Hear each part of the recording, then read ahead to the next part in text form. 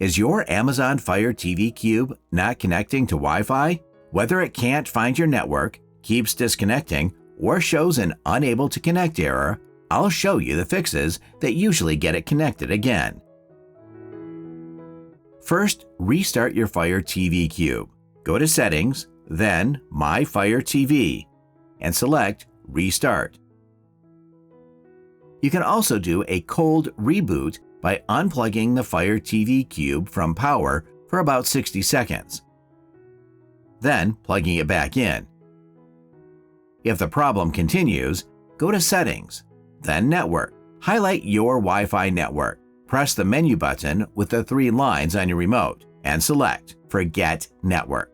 Now reconnect your Wi-Fi and enter the password again. In many cases, this refreshes the connection and fixes network-related issues. If your Fire TV Cube still won't connect, try connecting it to a different network, such as your phone's mobile hotspot. If it connects to the hotspot, that usually means the issue is with your Wi-Fi router or network settings. Next, restart your Wi-Fi router. Unplug it from power for about 60 seconds, then plug it back in. Now, let's check one more setting. Go to Settings, then Preferences, and select Time Zone. Make sure the correct time zone is selected. If the date and time are incorrect, your Fire TV Cube may have trouble connecting to the internet properly.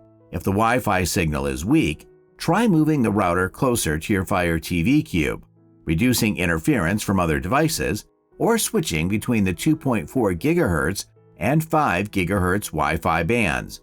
You can also connect your Fire TV Cube to your phone's hotspot and check for software updates. Go to Settings, My Fire TV, About, and select Check for Updates.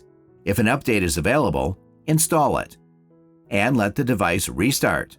And that's it. Hopefully, one of these fixes got your Fire TV Cube connected again.